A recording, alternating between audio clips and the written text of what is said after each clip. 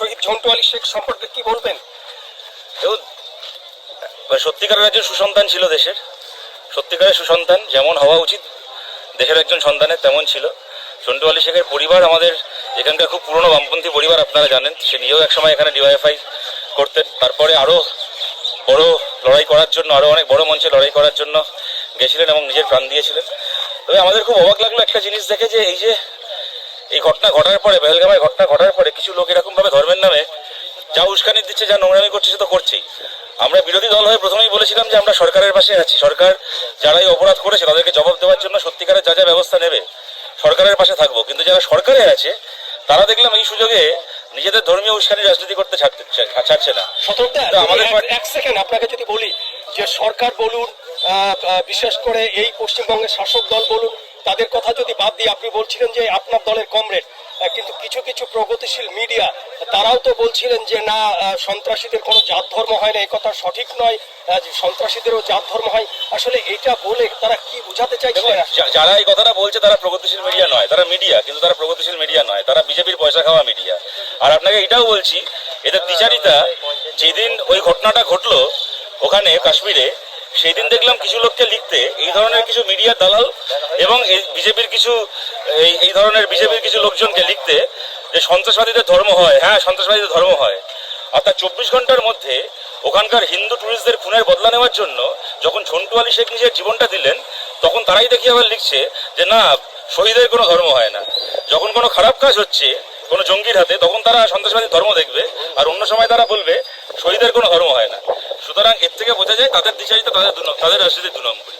এবং দেখুন, আমরা এইটা আমাদের খুব অবাক লাগছে যে একজন মহিলা বা একজন যিনি তার স্বামীকে হারিয়েছেন, তিনি যখন ফিরছেন ওখান থেকে এয়ারপোর্টে, তাকে দেখে শুভেন্দু অধিকারী সার্কাস আমরা দেখলাম।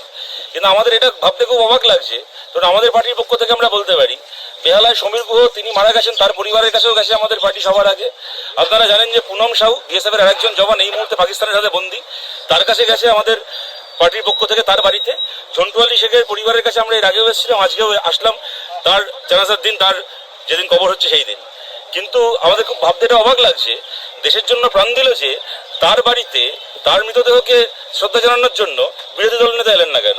বিরোধী দল নেতার পক্ষ থেকে কেউ এলো না কেন? এখানে যারা দেশের সরকার চালাচ্ছে তাদের কোনো প্রতিনিধি আসলো না কেন? আমরা তো ভারতে, মানে সেটা পাকিস্তানের হাতে বন্দী হওয়া, হিন্দুর ঘরে জন্ম নেওয়া পুনম সাউকে, আর মুসলমানের ঘরে জন্ম নিয়ে পাকিস্তানের হাতে খুন হওয়া, সেই জঙ্গির হাতে খুন হওয়া ঝন্টু আলীকে আলাদা করে দেখি না। আমাদের কাছে এরা দুজনেই সমান। আপনাকে বলি যে একটি মিডিয়া হাউজের যিনি অ্যাঙ্কার, তিনি বলছিলেন যে এই ধর্ম নিরপেক্ষতাবাদীরা যারা তথাকথিত সেকুলার, তারা গান্ডে পিণ্ডে গিলবে, অর্থাৎ তারা দেশের খাবে আর বাবার টাকায় খায়। হ্যাঁ, এটা যদি বাবার টাকায় খায়, তোর বাবার টাকায় খায়, যে তুই ঠিক করবি কে গান্ডে পিণ্ডে গিলবে আর কে একটু একটু খাবে?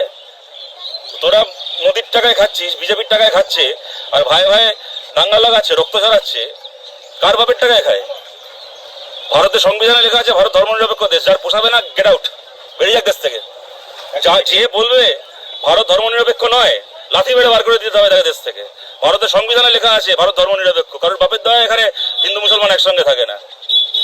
সমাজের আজকের দিনে যে ধরো ধর্মনিরপেক্ষতা নিয়ে একটা প্রশ্ন তৈরি হয়েছে মানুষের মধ্যে, এক শ্রেণীর মানুষকে যারা আমরা সেকুলার চিন্তা, তারাও প্রশ্ন করতে শুরু করে দিয়েছে। এটা মনে হয় মিডিয়া তৈরি করলো, মেইন স্ট্রিম মিডিয়া বিশেষ করে? দেখুন, নিশ্চয়ই মিডিয়া তৈরি করেছে, এবং এখানে মেইন স্ট্রিম মিডিয়ার একটা বড় অংশ তারা কেন্দ্রের সরকারের, বিজেপি সরকারের এবং ফ্যাসিবাদী আরএসএস এর একটা এক্সটেনশন হয়ে কাজ করছে। কিন্তু আমরা সাধারণ মানুষের কাছে আবেদন করব যে এদের কতগুলো উস্কানিতে এসে আপনারা একে অপরের, আপনারা ভাই ভাই ঝগড়া করবেন না। সারা জীবন যাদের সাথে একসাথে খেলে বড় হলাম, পুজোর সময় একসঙ্গে ঠাকুর দেখতে বেরিয়েছে, আর ঈদের দিন একসঙ্গে সিমই খেয়েছে, হঠাৎ করে 4টে লোক এসে কি বললো অমনি একে অপরের তারা আমরা শত্রু হয়ে গেলাম, এটা যেন না হয় কোনোদিন। বাংলার কোনো সাধারণ হিন্দু মমতা বন্দ্যোপাধ্যায়কে বলেনি যে আপনি সরকারের টাকায় দীঘা একটা জগন্নাথের মন্দির বানান, ওটা মমতা বন্দ্যোপাধ্যায় নিজের ইচ্ছায় করেছেন।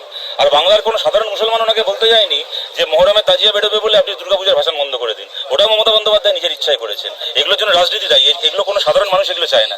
কিন্তু আপনার কি মনে হয় যে এই মিডিয়াটাইজ পরিস্থিতির জন্য বাংলার মুসলিম সমাজ, সংখ্যালঘু সমাজ খানিকটা হলে একটু অসহায় ফিল করছে? বাংলা বলে কেন, গোটা দেশেই সংখ্যালঘু মানুষকে কোণঠাসা করার চেষ্টা করা হচ্ছে, এবং খালি সংখ্যালঘু বলে নয়, বাংলায় এই জিনিসকেও কোনোদিন কল্পনা করতে পারতো না। জাতের নামে দলিত মানুষকে শিবরাত্রির সময় পুজো করতে মন্দিরে ঢুকতে দেওয়া হচ্ছে না। জ্যোতি বসুর আমল হলে যারা এই কাজটা করতো, গাছ থেকে উল্টো করে ঝুলিয়ে চামড়া গুটিয়ে দেওয়া হতো। যদি কেউ বলতো তুমি নিচু জাত বলে মন্দিরে ঢুকতে পারবে না। এইটাও এই জিনিস বাংলায় হচ্ছে। সুতরাং এখানে শুধুমাত্র সংখ্যালঘু মুসলমান সমাজ নয়, দলিত মানুষ, মহিলারা, কোনো মহিলা তার একটা মতামত দিতে যাবে, সবার আগে তার ব্যক্তিগত চরিত্র হনন, তাকে রেপ থ্রেট দেওয়া থেকে শুরু করে তাকে তার মহিলা হওয়ার জায়গাটাকে কাজে লাগিয়ে তাকে কিভাবে চুপ করিয়ে দেওয়া যায়। যতভাবে প্রান্তিক আইডেন্টিটি আছে এখানে, ধর্মের আইডেন্টিটি, জাতের আইডেন্টিটি, লিঙ্গের আইডেন্টিটি, যত প্রান্তিক মানুষ আছে সবাইকে একদল লোক কোণঠাসা করার চেষ্টা করছে। কিন্তু এই সমস্ত প্রান্তিক মানুষের জন্য কমিউনিস্ট পার্টি আছে। কিন্তু সমাজ মাধ্যম এবং মেইন স্ট্রিম মিডিয়া তৈরি করে একটা বাইনারি যে যুদ্ধ প্রায় লেগে গেছে, ভারত পাকিস্তান যুদ্ধ। আমরা দেখলাম আমাদের দেশ থেকে জলবন্টন চুক্তি ক্যান্সেল করা হলো, সীমান্ত বন্ধ করা হলো। তারপর এটাও দেখতে পাচ্ছি যে এখনো পর্যন্ত কয়েকশো মিলিয়ন ডলারের ব্যবসা কিন্তু ভারত সরকার চালিয়ে যাচ্ছে ভারতবর্ষের সান ফার্মা, সিপলা, আম্বানির মতো। অজিত দোভালের ছেলে তো ব্যবসা করে পাকিস্তানের একজন লোকের সাথে, এখনো চলছে। আমরা যদি কারোর খেলায় এখন বাবর আজমের ব্যাটিং ভালো লাগে, সে হয়ে যাবে দেশদ্রোহী। আর অজিত দোভালের ছেলে পাকিস্তানের লোকের সাথে ব্যবসা করছে, ও বিরাট দেশপ্রেমিক। ওর বাবা গোটা দেশের লোককে ঘুরে ঘুরে দেশপ্রেম শেখাবে।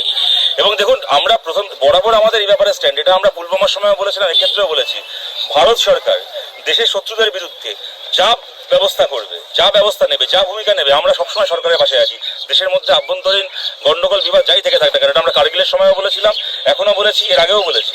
কিন্তু এটা তো ঘটনা 2019 থেকে আজকে 2025, আমরা 7 বছর কেটে গেল, আমরা জানতে পারলাম না, 6 বছর কেটে গেল, আমরা জানতে পারলাম না 300 কেজি RDX পুলওয়ামায় কোত্থেকে ঢুকেছিল, জানতে পারলাম না। আর এই রাজীব ব্যানার্জিকে বিজেপি জয়েন করানোর জন্য চার্টার্ড ফ্লাইট পাঠিয়েছিল এরা, এখান থেকে চার্টার্ড ফ্লাইট করে রাজীব ব্যানার্জিকে উড়িয়ে নিয়ে গেছিল। আর পুলওয়ামার সেই জওয়ানরা যখন বলেছিল যে এইটুকু জায়গা আমাদের সিকিউরিটি থ্রেট আছে, এই জায়গাটা হেলিকপ্টারে করে আমাদেরকে পার করিয়ে দেওয়া হোক, তাদের জন্য একটা প্লেনের একটা হেলিকপ্টারের ব্যবস্থা করতে পারেনি। যারা রাজীব ব্যানার্জির দলবদলের জন্য প্লেন পাঠাতে পারে আর জওয়ানদের জন্য প্লেন পাঠাতে পারে না, তাদেরকে যদি আমরা তাই নিয়ে প্রশ্ন করি, আমরা দেশদ্রোহী হয়ে গেলাম, আর ওরা বিরাট দেশপ্রেমিক হয়ে গেল।